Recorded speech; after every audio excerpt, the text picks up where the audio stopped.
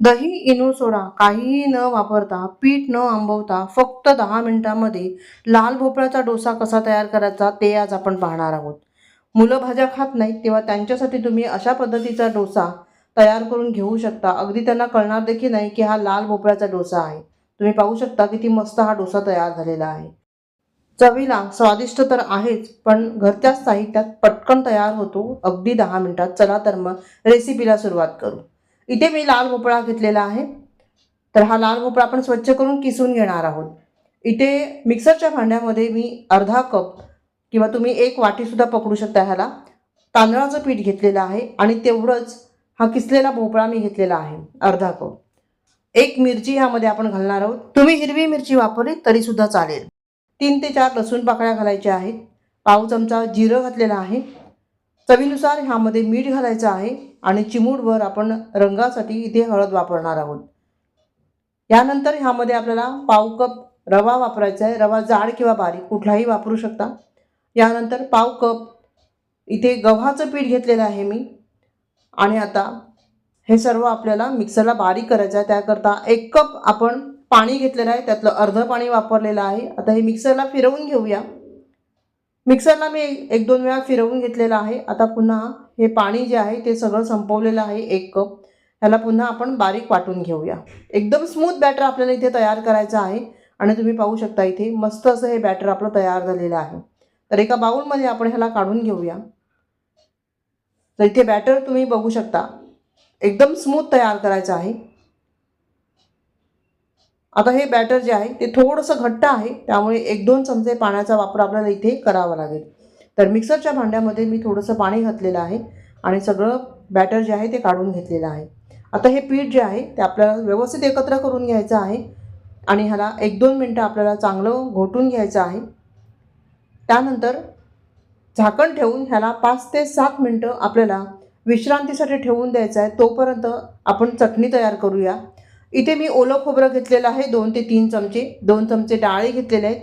1 चमचा साखर घेतलेली आहे. अर्धा चमचा जिरं घेतलेलं आहे. 1 लिंबाची फोड त्याचा रस घेणार आहोत आपण. कोथिंबीर घेतलेली आहे. 4-5 लसूण पाकळ्या घेतलेल्या आहेत.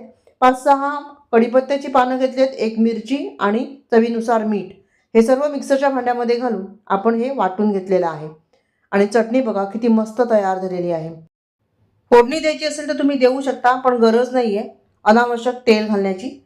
आता इथे आपली चटणी तयार झालेली आहे. हे बॅटर जे आहे ते 5-7 मिनिटानंतर थोडंसं घट्ट झालेलं आहे आणि असंच बॅटर आपल्याला हवं आहे. आता हे बॅटरची कन्सिस्टन्सी तुम्ही बघू शकता. चला तर मग डोस्याला सुरुवात करूया.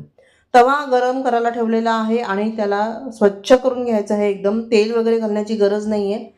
आता तव्याचं तापमान साधारण असलं पाहिजे. जास्त गरमही नाही आणि जास्त थंडही नाही, असं हे तापमान असायला पाहिजे. आणि आता ह्यावर आपण डोसा पसरवून घेणार आहोत. तर 2 पळी बॅटर मी ह्यामध्ये घातलेला आहे आणि ह्याला मस्त असं गोल गोल गोल फिरवायचं. हलक्या हाताने मस्त असा डोसा तयार होतो. तर इथे बघा, जर तवा व्यवस्थित गरम झालेला असेल तर डोसा व्यवस्थित फिरतो. जास्त गरम झालेला असेल तर पीठ चमच्यालाच निघून येतं. त्यामुळे तव्याचं तापमान फार महत्त्वाचं आहे इथे. मंद आचेवर ह्याला आपण थोडंसं क्रिस्पी तयार करून घेऊया. वरून तेल, तूप, बटर काहीही लावू शकता. आणि हा डोसा बघा आपोआपच निघालेला आहे. झटपट हे डोसे तयार होतात. खूप कुरकुरीत पण होत नाही आहेत किंवा खूप सॉफ्ट पण होत नाही आहेत. असे मस्त हे डोसे तयार होतात. मुलांना तुम्ही टिफिनला पण देऊ शकता. असे मस्त हे डोसे तयार होतात. पुन्हा एक दुसरा डोसा आपण तयार करण्या अगोदर तवा जो आहे तो चांगला पुसून घ्यायचा आहे आणि त्यानंतरच यावर असं बॅटर पसरवायचं आहे आणि गोल गोल असा हा डोसा जो आहे तो मस्त असा तयार करून घ्यायचा. कुठल्याही चटणीसोबत तुम्ही ह्याला सर्व करू शकता. नाश्त्यासाठी बनवू शकता. दोन्ही वेळच्या जेवणासाठी सुद्धा बनवू शकता. इतके मस्त हे डोसे तयार होतात. मुलं भाज्या खात नाहीत त्यामुळे तुम्ही त्यांना अशा पद्धतीने भाज्या खायला घालू शकता. त्यांना कळणार देखील नाही की ह्यामध्ये आपण लाल भोपळा वापरलेला आहे. मस्त असे हे डोसे तयार होतात. पटापट तयार होतात.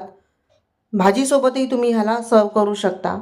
बघा किती मस्त डोसा तयार झालेला आहे. रेसिपी आवडली तर लाईक आणि कमेंट करायला मात्र विसरू नका. पुन्हा भेटूया अशाच एका छान नवीन रेसिपीसह. तोपर्यंत धन्यवाद. Bye bye.